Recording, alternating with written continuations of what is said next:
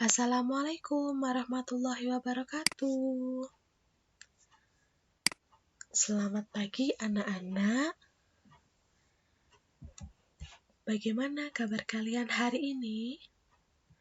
Semoga kalian selalu dalam keadaan baik-baik saja dan Bulia harap pandemi ini segera berakhir agar kita bisa berjumpa secepatnya. Hari ini kita akan belajar tentang objek IPA dan pengamatannya. Objek IPA dan pengamatannya terbagi menjadi dua, yaitu penyelidikan IPA dan pengukuran sebagai bagian dari pengamatan. Untuk penyelidikan IPA sudah dijelaskan pada pertemuan sebelumnya melalui tayangan ATV dengan Ibu Lisa dari SMP 6.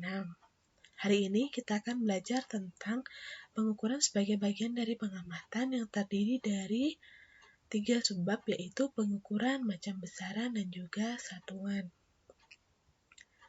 Nah, coba perhatikan gambar pada layar monitor HP atau laptop kalian. Kegiatan apakah yang dilakukan dalam gambar tersebut? Ya, benar sekali. Gambar tersebut adalah ada seorang anak kecil dan juga seorang dokter. Anak kecil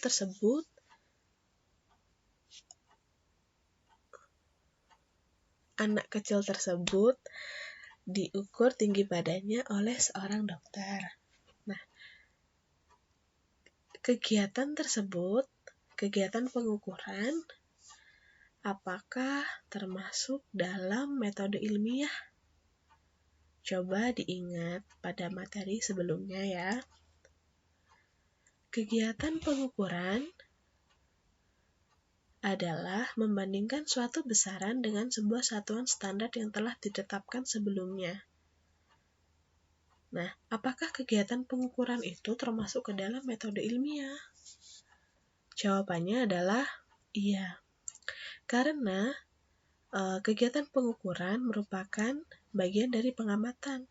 Dalam melakukan sebuah pengamatan, tentunya kita membutuhkan panca indera dan juga alat ukur yang sesuai dengan apa yang kita ukur. Nah, sehingga di sini dituliskan bahwa melakukan pengukuran itu membutuhkan alat ukur. Segala sesuatu yang dapat diukur dan dapat dinyatakan dalam nilai serta memiliki satuan disebut besaran.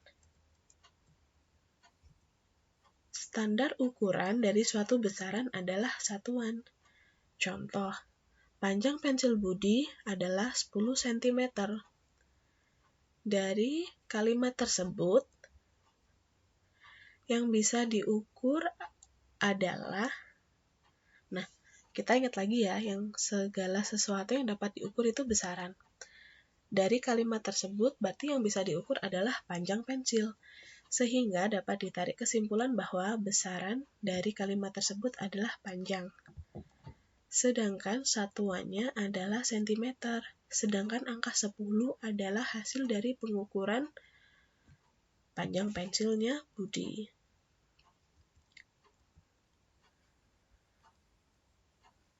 Kemudian, macam satuan. Satuan dibedakan menjadi satuan baku dan satuan tidak baku. Satuan baku adalah satuan yang disepakati, memiliki nilai tetap, mudah ditiru dan dapat digunakan oleh semua orang di seluruh dunia.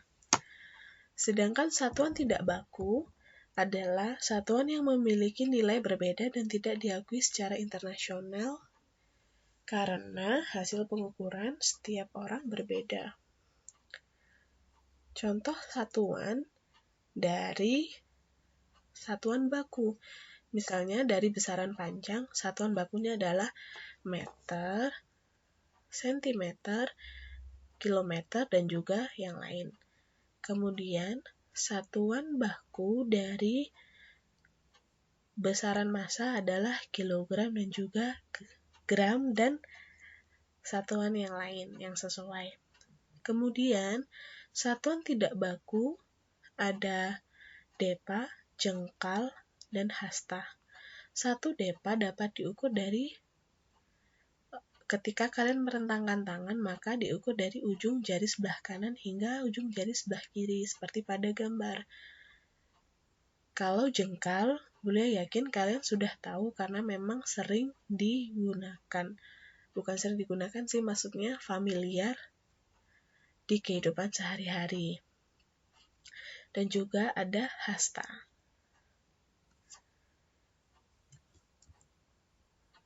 Nah, besaran dibagi menjadi 2, yaitu besaran pokok dan besaran turunan.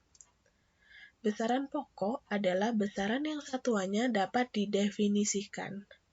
Besaran pokok ada 7, yaitu panjang, massa, waktu, suhu, kuat arus listrik, intensitas cahaya, dan jumlah zat.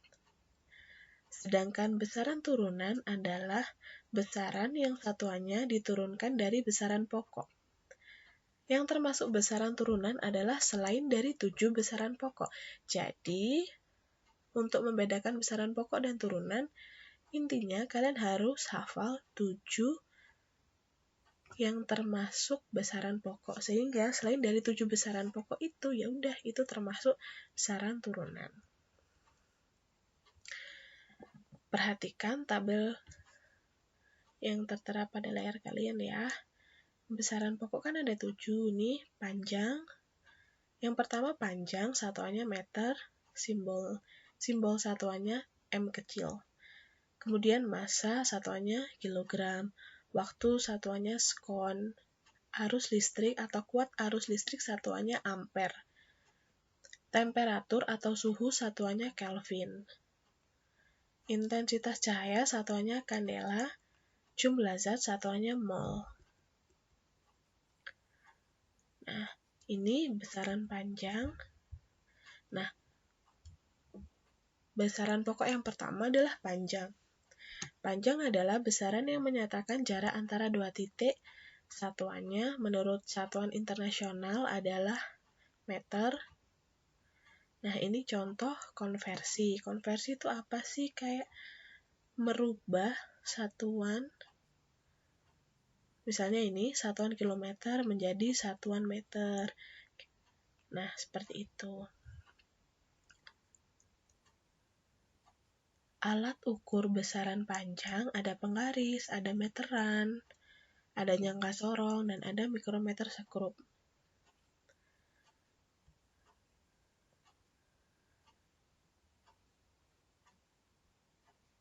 Untuk konversi satuan, ini mungkin kalian sudah familiar di SD ya, karena ini termasuk pelajaran matematika. Namun, ketika di SMP, hitung-hitungan itu masih diperlukan dan Bulia harap kalian masih bisa dan tidak alergi dalam melakukan hitung-menghitung atau dalam ketemu angka.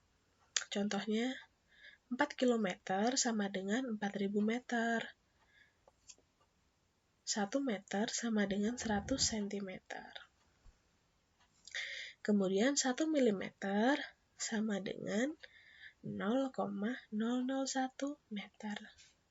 Karena dia naik 3 tangga sehingga dia dibagi 1000.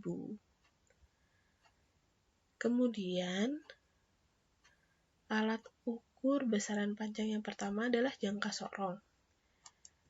Jangka sorong ini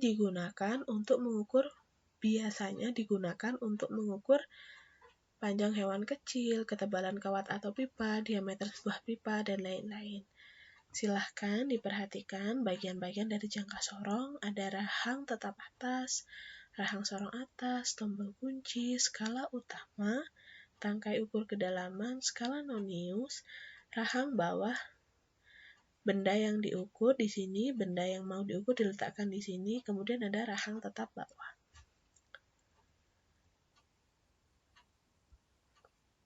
Kemudian, ini adalah contoh hasil pengukuran dari jangka sorong. Di sini bisa kalian lihat ya pada layar, ada hasil pengukuran seperti garis-garis itu. Nah, yang pertama ini, garis yang ini adalah disebut skala utama, sedangkan skala yang bawah disebut skala nonius. Nah, cara membaca hasil pengukuran dengan jangka sorong, pertama kita lihat angka 0 di skala nonius. Sini kan, 0-nya di sini. Lalu, untuk membaca hasil pengukuran jangka sorong itu, kalian tinggal menjumlahkan skala utama ditambah dengan skala nonius. Untuk menentukan skala utama, kita lihat angka 0 dulu di skala nonius. 0-nya kan di sini. Lalu kita lihat di sini menunjukkan angka berapa. Di sini 3, di sini 4. Otomatis kalau ini berarti 3,1, 3,2, 3,3, 3,4, 3,5. Seterusnya, ini satunya cm ya. Sehingga skala utama adalah 3,1 cm. Kemudian untuk menentukan skala noniusnya, kita lihat yang membentuk garis lurus antara skala utama dan skala nonius. Diurutkan dari sini ya. Ternyata yang membentuk garis lurus adalah pada angka 7. Jadi, 7 dikali 0,01 cm sama dengan 0,07 cm. Sehingga diperoleh hasil pengukuran skala utama ditambah skala nonius. Skala utamanya tadi 3,1 cm dan skala noniusnya 0,07 cm sehingga ditambahkan menjadi 3,17 cm. Kenapa kok dikalikan 0,1 pada skala noniusnya? Karena ini adalah ketelitian dari jangka sorong.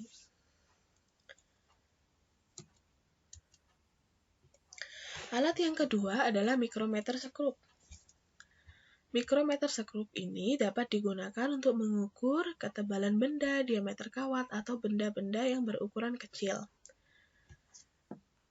Ini adalah gambar mikrometer sekrup dengan bagian-bagiannya, ada rahang tetap, rahang putar, silinder tetap yang berisi skala utama, silinder putar yang berisi skala nonius, ada pengunci, pemutar silinder, silinder bergerigi, dan ada bingkai. Ketelitiannya adalah 0,01 mm, sedangkan kalau yang jangka sorong tadi adalah 0,01 cm.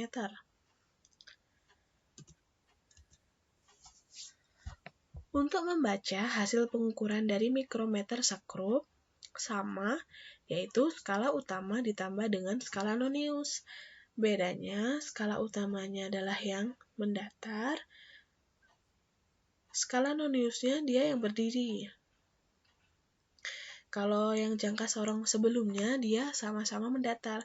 Kalau mikrometer, yang satu mendatar, yang satu berdiri atau satu vertikal, satu horizontal. Cara membaca hasil pengukurannya bagaimana, Bu? Nah, untuk menentukan skala utamanya, kita lihat di sini. Skala utama adalah skala yang mendatar ya. Nih, ini ada angka 1 sampai 4. Tapi di sini ada garis yang menunjukkan bahwa kan ini seperti ini. Berarti dia adalah setengah. Jadi, skala utamanya adalah 4,5 mm, sedangkan skala noniusnya adalah, kita lihat ini, dia yang membentuk garis lurus ini, lalu kita baca angkanya berapa. Di sini kan 45 segini, kemudian otomatis di sini adalah 46. Nah, 46 itu dikali 0,01 mm. Karena ketelitian dari mikrometer ini adalah 0,01 mm, sehingga diperoleh 0,46 mm. Mohon maaf, ini 0,46 mm ya anak-anak. maaf tipu. Nah, sehingga diperoleh hasil pengukuran skala utama ditambah skala nonius sama dengan 4,5 mm ditambah 0,46 sama dengan 4,96 mm atau milimeter. Kemudian besaran yang kedua adalah massa. Massa adalah jumlah materi yang terkandung dalam satu benda dan satuannya adalah kilogram. Nah, biasanya kita sering terbalik antara massa dengan berat. Bedanya apa? Massa ditentukan oleh kandungan materinya dan tidak mengalami perubahan meskipun kedudukannya berubah. Dan satuannya adalah kilogram. Sedangkan berat, dia dipengaruhi oleh gaya gravitasi yang bekerja pada benda. Satuannya adalah Newton. Alat ukur massa ada neraca 4 lengan, ada neraca sama lengan, ada neraca digital, ada timbangan kodok. Neraca sama timbangan itu sama ya. Kemudian untuk mengetahui hasil pengukuran massa benda menggunakan neraca. Nah, perhatikan ini ya. Ini kan hasil pengukuran dari neraca. Nah, ini tinggal ditambahkan saja. Ini 90 ditambah 400 ditambah ini di sini kan ini 8, berarti ini 0,1, ini 0,2, 8,2 gram. Ini adalah jumlah maksimum dari setiap lengan. Sehingga diperoleh 498,2 gram. Sama juga, sama dengan yang gambar di sebelahnya. Di sini yang pertama menunjukkan angka 300 gram. Yang ini 90 gram, lalu ditambah dengan ini kan 3, antara 3 sama 4 ya. 3,123 sehingga diperoleh 300 ditambah 90 ditambah 3,3 gram sehingga hasil pengukuran neraca adalah 393,3 gram. Bisa dipahami? Bisa ya. Kemudian besaran yang ketiga ada waktu. Nah, waktu ini adalah selang antara dua kejadian atau peristiwa. Misalnya, pembelajaran IPA dimulai pukul 7 hingga pukul 8. Maka waktu pembelajaran IPA adalah jarak antara dari pukul 7 hingga 8 adalah 1 jam atau 60 menit. Satuannya adalah sekon. Nah, kalau 1 jam sama dengan 60 menit, berarti 1 jam sama dengan berapa sekon atau berapa detik? Ya, betul sekali. 3.600. Nah, alat ukur waktu, ada jam tangan, ada jam matahari, dan juga ada stopwatch. Nah, tadi kan dijelaskan bahwa besaran dibagi menjadi dua. Yang satu besaran pokok dan yang satunya lagi adalah besaran turunan. Besaran turunan ini diturunkan dari besaran pokok. Contohnya ini ya, yang pertama luas. Luas memiliki satuan meter persegi. Satuan meter tadi adalah satuan dari besaran apa anak-anak? Ya, betul sekali, besaran panjang. Jadi, besaran luas ini diturunkan dari besaran panjang. Dan beberapa contoh ada kecepatan, percepatan, gaya, tekanan, usaha, dan juga ada massa jenis. Nah, kalau untuk kecepatan, dia satuannya biasanya meter per sekon. Meter ini adalah satuan dari besaran panjang. Sedangkan sekon adalah satuan dari besaran waktu. Sehingga kecepatan adalah besaran turunan yang diturunkan dari besaran pokok panjang dan waktu. Lanjut ya, masih semangat kan? Nah, ini luas. Tentunya kalian tidak asing dengan rumus dari luas bangun datar seperti pada layar. Nah, luas ini misalnya persegi sama dengan sisi dikali sisi. Sisi ini sebenarnya adalah panjang dari ini, panjang sisi ini, lalu panjang sisi ini kan. Maka rumusnya L sama dengan S kuadrat. Misalnya panjang sisi ini ada 10. Panjang sisinya ini adalah 10 cm. Otomatis luasnya adalah 10 cm kali 10 cm sama dengan 100 cm persegi. Kemudian ada volume. Volume itu merupakan besaran turunan yang disusun dari besaran pokok panjang. Nah, dalam mengukur volume, ada yang bentuknya teratur dan ada bentuk yang tidak teratur. Misalnya pada tabel ini ya, pada gambar pertama, volume kubus rumusnya adalah sisi kali sisi kali sisi atau sama dengan sisi pangkat 3. Nah, sisi ini kan panjang sisi ini, berarti dia termasuk besaran panjang kan? Makanya volume itu diturunkan dari besaran panjang. Ini adalah contoh pengukuran volume bangun ruang yang bentuknya teratur, sehingga kita perlu menggunakan rumus. Lantas bagaimana dengan volume yang tidak teratur? Nah, mengukur volume benda yang berbentuk tidak teratur bisa dengan menggunakan gelas ukur. Misalnya ini. Untuk mengetahui volume batu, bagaimanakah cara mengukurnya? Lihatlah pada gelas ukur yang pertama, dia menunjukkan angka 60 cc. Ini satuannya cc ya.